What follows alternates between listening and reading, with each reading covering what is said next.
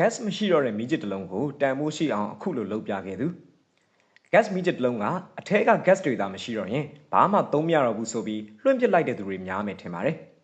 တကယ်တော့ gas ကုန်နေတဲ့မီးကျစ်တစ်လုံးကိုနောက်ထပ်အသုံးဝင်အောင်ဖန်တီးလို့ရတဲ့နည်းလမ်းရှိနေပါသေးတယ်အရင်ဆုံး gas မီးကျစ်ရဲ့အောက်ခြေကိုလွှတ်နဲ့ဖြတ်ထုတ်ရမှာပါဖြတ်နေတဲ့အချိန်မှာကိုယ့်လက်ကိုမထိခိုက်မိအောင်အထူးသတိထားရပါမယ်ဖြတ်ပြီးသွားပြီဆိုတာနဲ့မီးကျစ်အောက်ခြေကိုကော်ပတ်စားသလိုတိုက်ချုပ်ပေးရပါတယ်ပြီးသွားရင်တော့အနီးနားကဖန်ပလင်းတစ်ခုကိုယူပြီးပလင်းဖုံးကိုပဲယူထားလိုက်ပါခုနကဖြတ်ထားတဲ့မီးကျစ်အောက်ခြေအတိုင်းပလင်းဖုံးမှာအရာပေးလိုက်ပါအဲ့ဒီအရာတိုင်းအပေါက်ဖောက်ထုတ်လိုက်ရမှာပဲဖြစ်ပါတယ်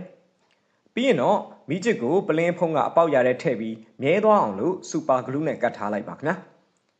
နောက်တစ်ဆင့်အနေနဲ့မီးသွေးနဲ့ငယ်ကိုယူပြီးတော့စက်ကူထဲထည့်လိုက်ပြီးအပေါ်ကနေတူလေးနဲ့ကြေမွသွားအောင်ထုရိုက်လိုက်ရမှာပါပြီးရင်တော့ခုနကဖန်ပလင်းလွတ်ကိုပြန်ယူပြီးတော့အမှုန့်ဖြစ်သွားတဲ့မီးသွေးတွေကိုထည့်ပြီးအပေါ်ကနေအယ်ကိုဟောပါအနှဲငယ်ထည့်လောင်းလိုက်ပါပြီးရင်တော့မီးကျစ်ခွန်နဲ့တွဲကပ်ထားတဲ့ပလင်းဖုံးကိုတက်လိုက်ပါတက်ပြီးတာနဲ့ပလင်းကိုအနှဲငယ်ခလောက်ပြီးလှုပ်ခါလိုက်ပါဒီလိုလုပ်ပြီးခဏကြာတဲ့အခါမီးကျစ်ကိုစမ်းချစ်ကြည့်ရင်အံ့ဩစရာကောင်းသွားတဲ့မီးတောက်ပြန်ထွက်လာတာကိုတွေ့ရပါလိမ့်မယ်ဒီလိုနည်းလမ်းနဲ့မီးသွေးလေးရှိုံနဲ့မီးကျစ်အဟောင်းတွေပြန်သုံးလို့ရနေပါပြီခင်ဗျာဒီနီလန်းလှုပ်ဖြစ်ရခြင်းရဲ့နောက်ွယ်မှာဘလို့သိပ္ပံလျှို့ဝှက်ချက်တွေရှိနေမလဲဆိုတာကိုသိချင်တော့ကျွန်တော်တို့ရဲ့ Facebook page လေးကို follow လုပ်ထားလိုက်ပါ